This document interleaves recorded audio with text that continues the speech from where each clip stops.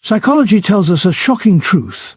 The self you believe is solid, the person you call you, is not permanent. What if I told you that every memory, every choice, every emotion is shaping an ego that is constantly in motion, never the same from one moment to the next? Think about it. The you reading this now is not the same you from 5 minutes ago and won't be the same 5 minutes from now. Yet, your mind convinces you that you are one consistent identity, one fixed self, one unchanging story. The ego is not a fortress. It's a flowing river, a narrative your consciousness spins to make sense of a chaotic world. And here's the most shocking part. The real I, the observer behind your thoughts, has been watching this illusion all along. Imagine realizing that everything you've built your life around, everything you protect, defend or obsess over, may be just a story, not the truth. But here's the secret. The moment you notice this, the ego doesn't control you anymore. You start guiding it. And in that realization lies the key to freedom, authenticity, and a life lived fully awake. Psychology tells us that the self you cling to, the I that says this is me, might not exist in the way you think it does. What if your ego is nothing more than a clever illusion created by the brain to make sense of constant chaos? Think about it. Every thought, every emotion, every memory you've ever had keeps changing, yet you still believe there's a single, solid you holding it all together. But the truth is far stranger. The ego is not a fixed identity, it's a moment-to-moment construction, a temporary pattern your mind invents to create continuity. The person you were 5 minutes ago, the one reading these words now, and the one you'll be tomorrow, they're not the same entity. The mind just stitches these fleeting experiences together and calls it me. Psychology reveals that this illusion is necessary. Without it, consciousness would feel like scattered lightning, bright, brilliant, but without direction. The ego becomes the story that tames the storm, the narrator that pretends it's in control. Yet beneath it all there is only awareness, silent, observing, infinite, watching as the ego spins its tale. The real shock isn't that we have an ego, it's that the ego may not be real at all. Psychology suggests that within every human mind lives not one self, but two, the one who experiences and the one who is experienced. There is the I who feels, thinks and decides, and then there is the me, the image you carry of yourself, your body, your past, your reputation, your role in the world. They coexist like actor and audience in the same theatre. The shocking part is that we spend most of our lives confusing the two. The I, pure awareness, is fluid, alive, constantly changing, but the me is static, built from memories, opinions and judgments. It's a collection of stories the mind repeats until they sound like truth. When someone praises you, the me swells with pride. When someone criticizes you, it shatters. Yet the silent I, the observer, remains untouched, quietly watching it all unfold. Psychology exposes this split as the root of both our suffering and our awakening. The ego emerges when the I becomes enslaved by the me, mistaking the story for the storyteller. Imagine realizing that the self you protect so fiercely is just an echo, not the source.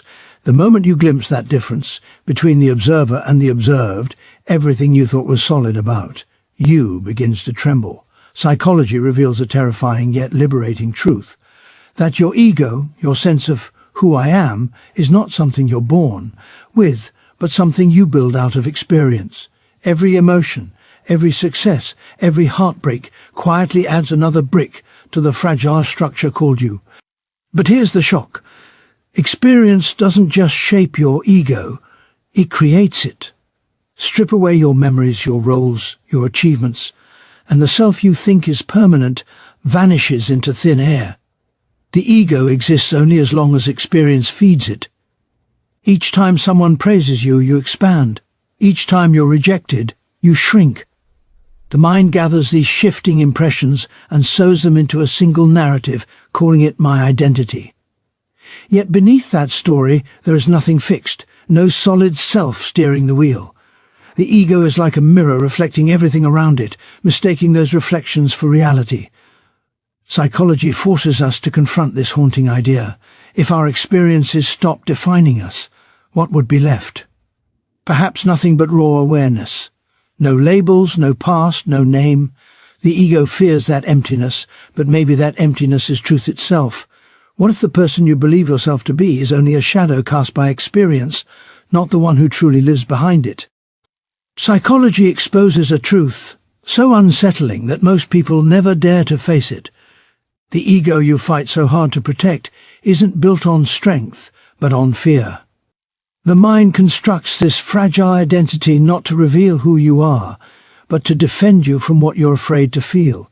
Every excuse, every justification, every wall you build around your emotions is the ego whispering, "Don't let them see." Yet what it hides is not weakness, it's truth. The shocking reality is that your ego's greatest obsession isn't power or pride, but survival. It will twist memories, rewrite stories, and even lie to you, all to maintain the illusion of control. It feeds on comparison, on the desperate need to be someone, even if that someone is miserable. But what psychology uncovers is this: the moment you stop defending yourself, you don't fall apart. You wake up. When you stop clinging to the image of who you think you should be, a deeper, more real self begins to emerge. The ego trembles in that moment, terrified of disappearing, because it knows that authenticity will expose its mask. The shock isn't that the ego protects you, it's that its protection is the very cage that keeps you from ever being free. Psychology reveals something deeply haunting about the ego, that it cannot survive in isolation. The ego feeds on recognition, on being seen, on the reflection it catches in another's eyes. It doesn't just want to exist, it wants to be understood. From childhood, we begin shaping ourselves to fit into the gaze of others, craving approval, fearing rejection, and mistaking attention for love. The shocking truth is that much of who you think you are was built by other people's perceptions. You became the version of yourself that the world rewarded and silenced the parts it didn't. Psychology shows that when someone truly listens, when they genuinely understand us without judgment, something extraordinary happens.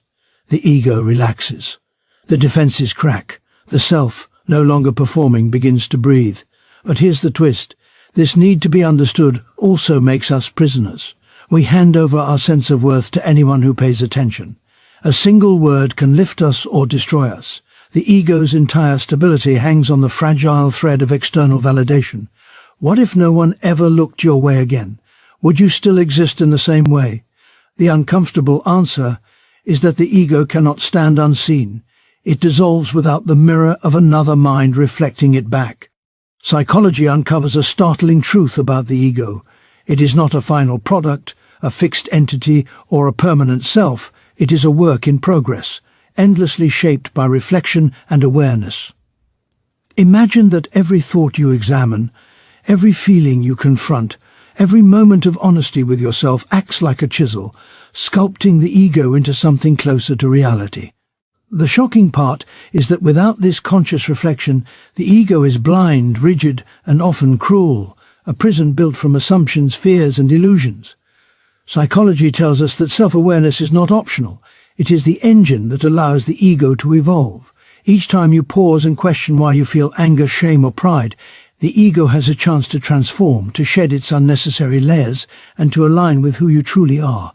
The more you ignore this inner observation, the more the ego drifts, inflating in some moments, collapsing in others, dictated by fleeting experiences rather than insight. But when reflection enters, the ego begins to harmonize with your deeper values, emotions, and truths. The shocking realization is that nothing about the ego is predetermined. It is infinitely malleable. What you call personality or identity is only a temporary arrangement of thoughts and experiences, constantly in flux, waiting for your awareness to guide it into authenticity, for your reflection to breathe life into its evolving form. As we've explored today, the ego is not a rigid identity or a permanent self, but a living, evolving process, shaped by experience, reflection, and the stories we tell ourselves.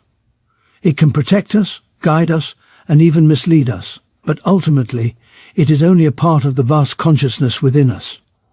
When we understand its fluidity, when we observe it without being trapped by it, we gain the power to live authentically, to align our actions with our true feelings, and to embrace life with clarity and courage. Remember, the journey of understanding your ego is not a one-time achievement. It is a continuous process of awareness, self-compassion, and growth. By seeing beyond the masks we wear, we step closer to freedom, resilience, and a deeper connection with ourselves and others. I wish each of you the courage to observe your own ego, to question your assumptions, and to cultivate the strength to live genuinely. May your journey be enlightening, empowering, and transformative. Good luck to all of you, and thank you for giving me the time to share this exploration of the psychology of ego with you today.